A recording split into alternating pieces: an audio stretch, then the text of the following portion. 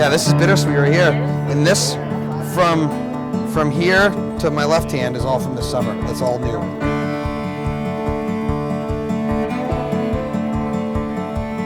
I'm David Gill. I'm the Parks and Recreation Director for the City of Concord, and thank you for coming to our first invasive workshop. I think we all know the invasive plants in Concord has exploded over the past 20 or 30 years, and this educational workshop is just a little step that maybe you all can learn something and then you tell your neighbors. So thank you for coming. We have one city councilor here, Councilor Brown, so that's good because, you know, if you guys need anything, you go to her. Beth from planning, lurking behind you. Is Beth? She's the assistant city planner. I do have a couple park staff and cemetery staff because they're also in all the parks and cemeteries. So they're here to learn too. And then Tyson is going to be the lead presenter. He knows it all, so I'm going to turn it over to Tyson. Thank you. Thank you all for coming. I think this is a great opportunity to really exhibit hopefully some longer term work with the City of Concord and how we can help you learn about some plants on your property. My name's Tyson Merrill. I'm the Restoration Project Manager with Merrimack River Watershed Council. Originally, we're really focused in Massachusetts, mouth of the Merrimack, and starting to re-expand our presence further upstream. So I grew up in Belmont, Canterbury area and spent a lot of time around Concord and the surrounding community. So all of the stuff you see here is in my backyard, what I grew up with, and my goal is to hopefully teach you some things that you can recognize in your backyard. The overall intention with some of this work is funding by U.S. Forest Service grant to protect source water. So the City of Concord looking at the Merrimack River and some tributaries as potential long-term investments for water quality, for drinking water and other uses. And to enhance and protect that, we are removing invasive plants along the Merrimack and some streams and ponds, and then hopefully in some other situations replanting those sites with native trees and shrubs with the long-term goal of restoring shorelines that'll really help improve water quality for the next 5, 10, 100 years. Today we're really focusing on invasive species ID and some of the common plants you might see in your yard or around the region here. I'm going to hit on a few common ones right here in the park and specifically in this area that you're going to see, and then go over some quick safety tips on some of the tools we'll be using. One of the most common plants that a lot of folks maybe see in your yard or even driving down the highway, see this long, tall vine, and this is Oriental bittersweet. And typical with many of the invasive plants that we have in our region, it was brought purposely or by accident from other parts of the world to areas like New Hampshire, where there are no predators that will really control this plant. So certain traits would be they sprout early in the spring before native plants come out.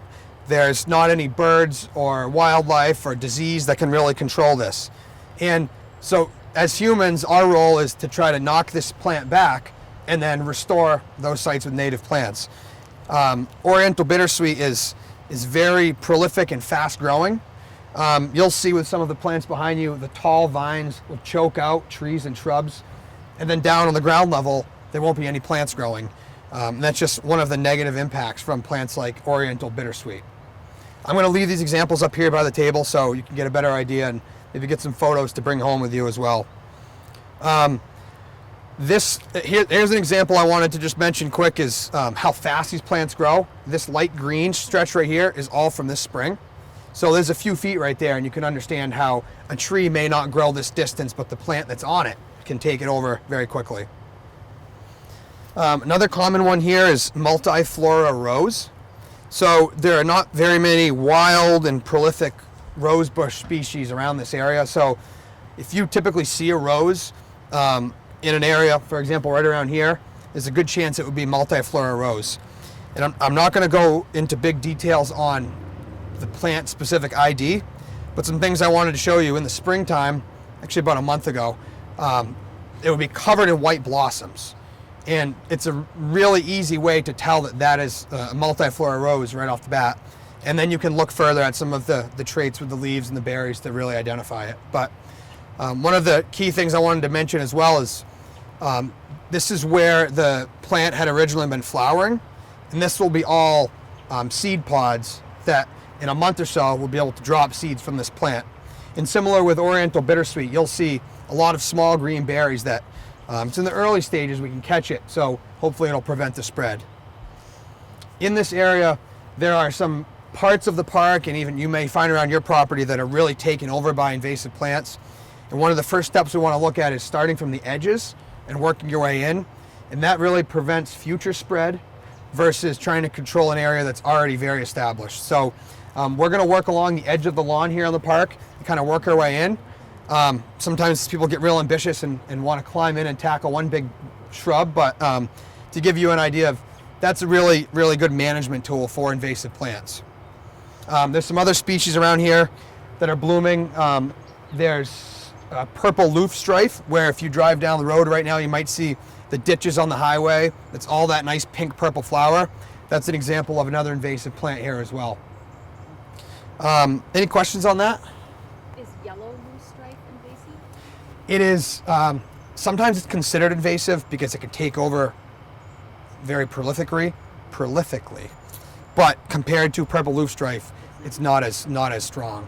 I found that alongside purple loosestrife this summer, right along a swamp, but compared to once summer's occurred, things have grown out more, you don't even notice the yellow strain anymore, so the purple's really taken over. It looks the same as yellow. I have yellow in my Yeah. That's what I'm asking. It's just purple flower. So if you can see kind of down over there's a really faint little purple flower blooming. Yep.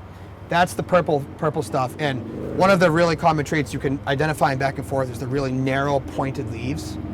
Almost look like a little arrowhead. And you'll see within some of this along this edge right here, you'll definitely notice that if it stands out. Does the multifloral rose grow to the height that the bittersweet does? No. This shrub can get super dense and woody, and even at the base of it can almost be like a tree. So you can cut it off, but it's really tough to pull it out. Bittersweet will be more sporadic. It'll be all over in small little vines versus one established kind of spot. There's a good example of this right around the corner that's probably 8 to 10 feet tall, and that's a really mature one. Our goal with that one is to get it out and then replant some native shrubs there because it's right along the stream. So it'll really help get the plant out, but then immediately put something good in its place. It's native. Yeah, so this is interesting. We just talked about it earlier. It's outlawed in Maine. It was an ornamental plant. Not positive in New Hampshire if it's considered invasive and you can't transport it now. I think some folks are saying it is. That's another example of a lot of farm fields and ornamental plantings that it would occur. And that's another one. There's a list over here. We'll go through. If folks want to collect some copies on their way out, there's some pages from UNH Extension that talk about what's worth removing, what's worth kind of it's too far gone, and then some individual fact sheets that are broken down right by species. In New Hampshire, these are the species that are considered illegal by invasive plant standards. So, yep. I noticed the Forest Society has a lot of barberry on it. Yep. I assume that's an invasive as well. Exactly. Japanese barberry. That's from Asia as well. And that's another one that's really common in agricultural areas because where there were old crop fields, livestock would eat all the trees and shrubs, but not that. So similar to honeysuckle, another good example of that. Yes? So what would thrive in the place of these invasives? What would you recommend? Are there specific natives? They're pretty site specific with a lot of these. They're considered invasive because they can handle so many diverse types of habitat. Right along the shoreline over here, there's some great willow shrubs that are growing enormous. They're growing a couple feet a year. And so if we remove that multiflora rose shrub, we'll put some plants like willow in there, and then they can create kind of exactly. Yes? With multiflora rose and then bittersweet, how do you get down to get enough roots out so that it's not just going to keep going? This is the next step. Okay. So we're going to really promote mechanical use today, not chemical ways of removal. One of the easiest techniques is using loppers, either hand snips or just full-size loppers. When you're really targeting a specific plant or a whole shrub line, you want to work your way in, so cut a chunk, take it out, and work your way down versus trying to climb under it and really cut the bottom. It'll save you all the scratching from the rose bushes, and also you can really see right where the plant is sprouting out of. We have some other tools here. There's an example of it's called a pole bear. This is really specific. I wouldn't recommend this for landowners buying this off the cuff here and there. But this is just another example of how you can use a tool for a lever to pull out a root. You can also excavate down by the base of the plant, get the dirt out of the way, and use some loppers and really cut it down. And then the biggest thing is follow-up. So you remove that plant, even Oriental bittersweet, come back multiple times during that season. You've removed the food source, any vegetation, the leaves, so it's only sprouting based on the nutrients that are in the roots. So every time you pull a new sprout, it loses strength, and it's a good way to control it without spraying chemicals. So one of the things I wanted to mention with loppers is it's helpful if you're in teams and you're kind of aware of your surroundings arm length. We're going to break up into some different sections around here, but you really want to be targeted of where you're cutting. Have somebody next to you that can, ensure that you have that swing of your arms to not be, working right along somebody. And the thought of these are very sharp, so you don't want to be really grabbing too close to a branch and trying to cut at the same time. We also have heavy leather gloves over here to use really helpful with multiflora rose. With bittersweet, the biggest step is to just cut it off from the base. You could try to pull some vines down if they're really up in the trees, but the biggest goal would be cut it from the base and try to get some of the roots up and some of the plant material from the ground level, and then the top will die off. Yep. That's what I was gonna ask. So it's ugly, but you'll see the stuff up in the trees. You have a balance. Do you yank it down and pull some tree branches with it, or do you let it die and then you can kind of pull it down after the fact?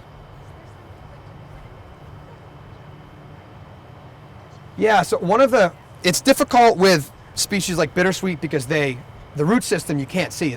You could cut it here and 10 feet away it could sprout up. So you can smother the root system as well by putting thick coating of wood chips, kind of like the stuff that you'd see from the side of the road where they chip, versus bark mulch. Bark mulch works as well. And then a temporary solution is really getting a tarp or a heavy plastic down and then putting it. The overall end goal is if you remove it, even if you put something native in its place, it's better than leaving it bare because it gives that native plant a chance to take over. And if you have a nice established shrub or tree, it can even shade some of the little sprouts and do its own job of preventing regrowth. I want to give folks a chance to really dive into some spots here, but again, my name is Tyson Merrill. I have some other folks from MRWC here as well, some blue shirts on, and they'll come walk around and will really help you kind of get organized and find your own spot and answer some questions as we go. And then at about 5:45, we'll just wrap it back up over here and kind of conclude with some more questions and answers and give you some material to take with you. We have waivers, if you haven't signed them, for the City of Concord, please sign those. We have our form for signing up for our newsletter, and then also, if you don't want to be on the newsletter, it helps for our grant purposes to track volunteer hours for funding. And in the end, the overall goal is just to kind of teach you. So if we don't remove a whole side of bittersweet, that's fine. But have at it. We'll be over here kind of helping get your hand. What's that? Oh, thank you, David. The key point towards the end. One of the flyers here is talks about the state law of how you can handle invasive plants, and statewide and city or town specific, there's not a lot of clarity on how to handle plants once you remove them. So our goal is to teach you how to remove them, but also we're really going to just direct you at this point to some of the state laws. One of those is it's illegal to transport or move invasive plants, but a technique that works to treat the plant is to allow that plant to not become viable if you were to transport it and a piece broke off. So technique we're going to use here is taking the plants and piling them on the concrete. The sun will heat that up for a couple weeks and dry it out so much that if a piece breaks off, it's not viable to grow somewhere else. So if you have that chance to do it on your own property, laying a tarp down or on asphalt or concrete is a great technique as well. Thanks for covering me on that. Awesome. We have all the loppers and gloves over here. Feel free to grab what you like. And our first goal is to really start on this section that you can see here. Right here in front and center, you have some bittersweet climbing up the tree. Down over here a little bit as well is a thick mat of bittersweet. And then kind of in the middle here, you have some multiflora rose. And as folks really get to dive in, we might break some little subgroups out as well to some other sites.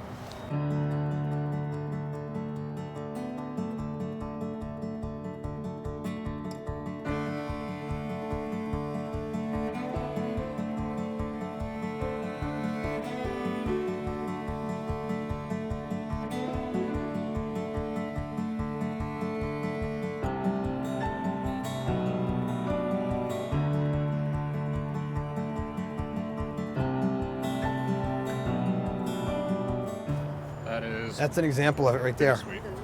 Yep. Comes from, This is from Asia. yeah, China or Korea. So it's not native to anywhere in North America, so it has no predators that'll eat it Yeah. to control it. But all the native species that are here have something that controls it, whether it's an insect or wildlife or birds or even fungus or disease, but this stuff doesn't. So that's why it climbs up everything and takes over. Aren't some just slow? Yeah, and this just grows really fast. It can grow, be the first thing to grow in the spring before anything else comes out and greens up. So.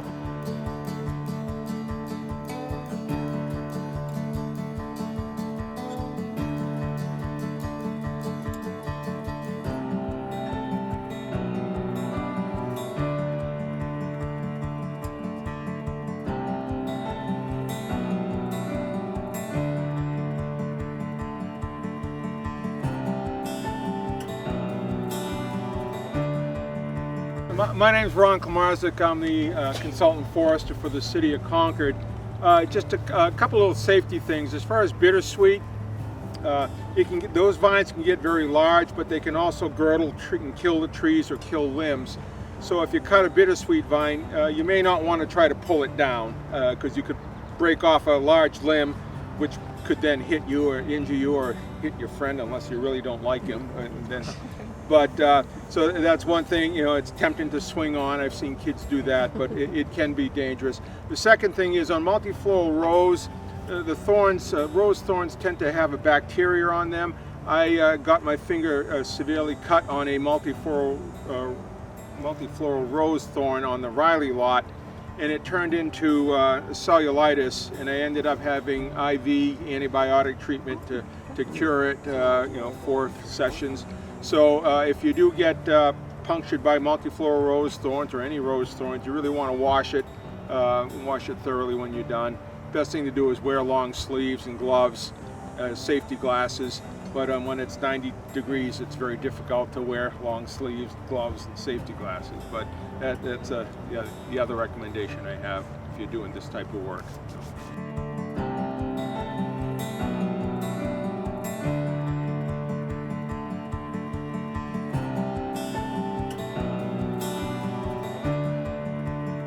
Spiky boy.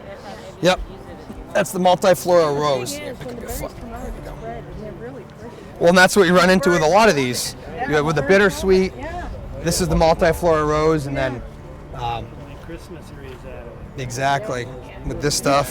Yeah, Actually, it's better than grapevine, actually. But I burn mine because it will I just... if I A little can piece get breaks off. roots, Yep.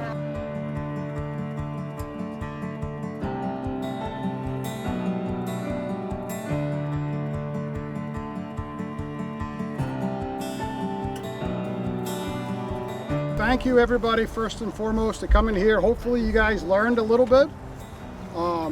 Some of the folks are talking about coming back and continuing this little area. We'll send an email out, put it on social media if you want to. Our plan is to work with Tyson's group and then by next spring to plant some native plants to hopefully help control this area. So hopefully we'll be able to show an success story. So little bit at a time. So I appreciate you coming. Thank you all for coming. And Great. again, David mentioned a source for information. We'll be holding some other events here, hopefully within the city in the future. And thank you all for coming. Really appreciate it.